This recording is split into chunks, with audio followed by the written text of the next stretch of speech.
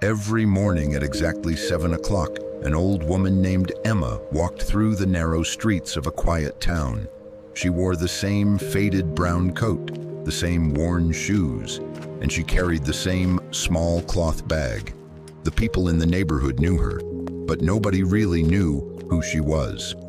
To them, Emma was simply the poor old woman who lived alone in a tiny house at the end of the street. She rarely bought anything. She never ate at restaurants. And whenever the local shopkeeper offered her expensive food, she would politely shake her head. "Just the cheapest bread, please." Some people felt sorry for her. Others looked down on her. But Emma never complained. She simply smiled and went home. Emma's new neighbor was a young woman named Sophie. Sophie had recently moved into the neighborhood with her husband. One afternoon, she saw Emma struggling to carry two heavy bags. "Let me help you," Sophie said. Emma smiled. "Thank you, dear." Sophie carried the bags to Emma's house. When she stepped inside, she was surprised. The house was almost empty. There was an old wooden table, a small bed, a broken television, and almost no furniture. Sophie looked around. "You live here alone?" Emma nodded. "For many years?" Sophie felt sorry for her. "You must have had a difficult life." Emma smiled gently. "Everyone has a story, dear." Sophie didn't understand what she meant. A few days later, several neighbors were talking outside the grocery store. One of them laughed. "Did you see Emma yesterday?" Another woman replied, "She was wearing that same coat again." They laughed. "She must be extremely poor." A man standing nearby added, "Some people simply don't know how to manage their lives." Emma happened to be walking past them. She heard every word, but she didn't stop. She didn't argue. She simply continued walking. Sophie watched from a distance. She couldn't understand how Emma could remain so calm. That evening, Sophie visited her. "Emma, I heard what they said about you." Emma poured her a cup of tea. "Don't worry about what people say." "But doesn't it hurt?" Emma looked at her and smiled. "People can only judge what they can see." Then she added quietly, "They cannot see what is inside your heart." One rainy evening, Sophie noticed something strange. A black car stopped outside Emma's little house. A well-dressed man stepped out. He walked directly to Emma's door and knocked. Sophie watched from her window. Emma opened the door. The man immediately lowered his head respectfully. Good evening, Mrs. "Good Carter." evening, Mrs. Carter." Sophie froze. Mrs. Carter. She had never heard Emma's last name. The man handed her a large envelope. Emma looked at it and said, "I told you not to bring these things to me." The man smiled. "Your foundation needs your approval." Emma sighed. "Leave the papers on the table." The man nodded and left. Sophie stared through the window. A foundation. She wondered what was going on. The next morning, Sophie saw Emma leaving her house.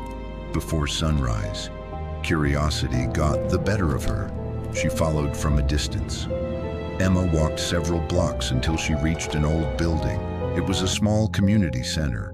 Inside were dozens of children. Some were eating breakfast, others were studying. A woman greeted Emma warmly. "Good morning, Mrs. Carter." Emma smiled. "How are the children?" "They're doing well." Emma walked into the kitchen and began helping prepare breakfast. Sophie watched through the window. Then she noticed a large sign on the wall. The Emma Carter Foundation. Underneath it were the words, "Providing food, education, and shelter for children in need." Sophie couldn't believe her eyes. Emma wasn't poor. She had been secretly funding the entire center. But that wasn't even the biggest secret. Sophie discovered that Emma had once been the owner of one of the largest businesses in the region. Years earlier, her husband had built a successful company. After his death, Emma inherited everything. She could have bought a mansion. She could have traveled the world. She could have lived a life of luxury. Instead, She sold most of her possessions. She gave away her expensive jewelry. She moved into the tiny house and quietly began using her money to help people who had nothing. But she made one rule. Nobody should know who was helping them. She didn't want praise. She didn't want recognition. She simply wanted people to receive help without feeling ashamed. Sophie finally understood. Emma wasn't pretending to be poor. She simply didn't care about looking rich. A few weeks later, the town organized a large charity event. Hundreds of people gathered in the community hall. The mayor stepped onto the stage. "I want to thank the person who has supported this town's children for more than 15 years. Everyone became curious. The mayor continued. "She has paid school fees for hundreds of children. She has provided meals for thousands. She has helped families keep their homes. Yet she has never asked for her name to be mentioned."